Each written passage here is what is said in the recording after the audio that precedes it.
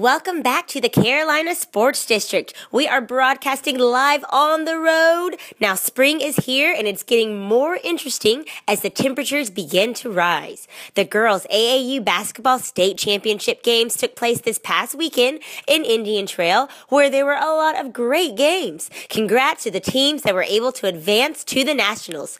We will do our best to keep you guys updated with the status of those games. Moving on to the world of football, the SYFA kicked off their second week down at Olympic High School. Let's check out some of those highlights. First, we start with the JV University Irish versus the Newton Conover Cowboys. Early in the game, Conover struck first with an air attack from 45 yards out, and nobody's catching that guy. But a flag would bring the touchdown back. Later in the game, the score still 0-0. Conover went back to the air, but the Irish almost pull off a one-hander interception, breaking up that play. 2 plays later, Irish show that their run attack is to be respected. Only one Conover defender left to run, and he will go all the way. 79.5 yards to be exact. Irish take the lead 7-0. After the touchdown, Conover coaches rallied their team to answer with what might be one of the most exciting runs in TCSD history. And yes, he will score on this play. See, I told you so. 48 yards, Conover wins this one 14-7. We move to a change of speed with big boys.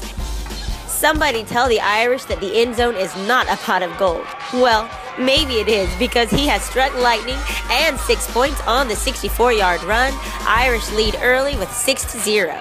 Cowboys try to answer quick, but the Irish defense takes this pass for a pick six, leading 12-0.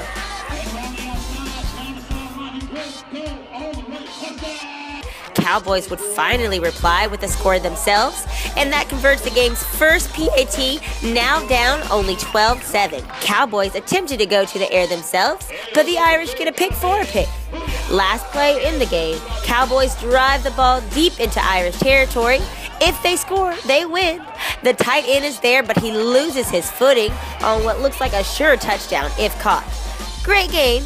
Irish hold on to this one, 12-7. We were able to make it by the University Irish's practice and speak to Coach Powell on what is going on in the Irish universe. The reason I chose the Irish logo, first of all, everyone wants to be, Miami, Oregon, the Ducks, things like that. And there was not a lot of teams that could be, as bold as classy to go with a plain helmet, no logo, anything like that. There's a certain amount of class and prestige that you have to carry yourself with and that you have to conduct yourself with to wear this Irish brand, and that's one of the reasons that I chose it. We chose to participate in spring this year. This is actually my first time. Honestly, I wanted to get a jump on recruiting for the fall.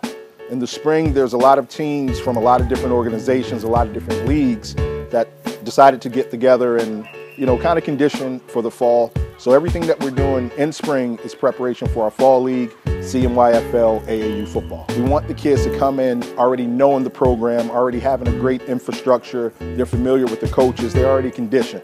That way we're better prepared for the fall. There's a lot that goes on behind the scenes. I have a great infrastructure. I couldn't do it without my wife, who's the team mom, who's the chair coach. The rest of my team mom, my coaches, my day one guys. We've been doing this since 2010.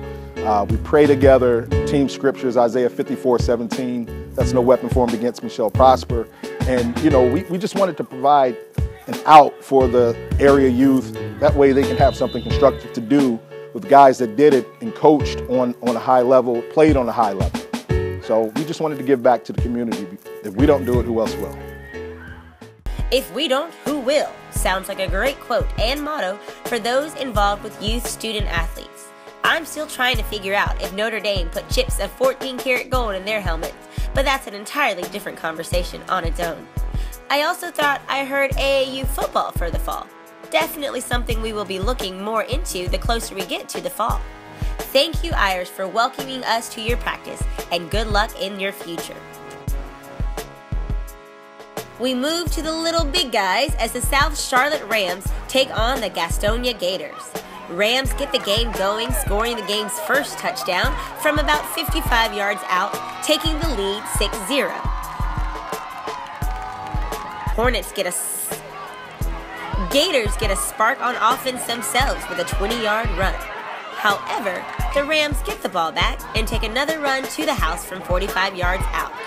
Rams are averaging 50 yards per touchdown here.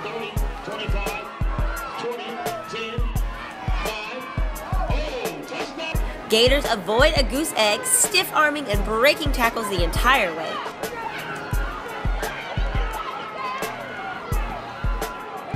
Rams come up on top of this one, 19-6. We go on to the Mighty Might Rams versus Gators. The day started off like it would possibly be a scoring day as the Rams struck first, scoring from 12 yards out. But both defenses stepped up big time. Rams defense made it a long day for the Rams, and the Gators defense played just as tough. However, the first touchdown of the game was also the last touchdown. Rams win this one 6-0. To wrap up the day, we move on to these varsity teams. Gators would start the game, causing a big turnover on downs. Not a lot of points scored in this game either. In fact, the first touchdown was scored by the Rams on a pick six. The final dagger would be a Ram fumbled snap that was almost picked up by the Gators to go to the Gator end zone, but ends up being a touchdown for the Rams. Rams win 14-0. The tip of the week this week is to choose a role model. It is always wonderful to have someone to look up to that can really lead you in the right direction.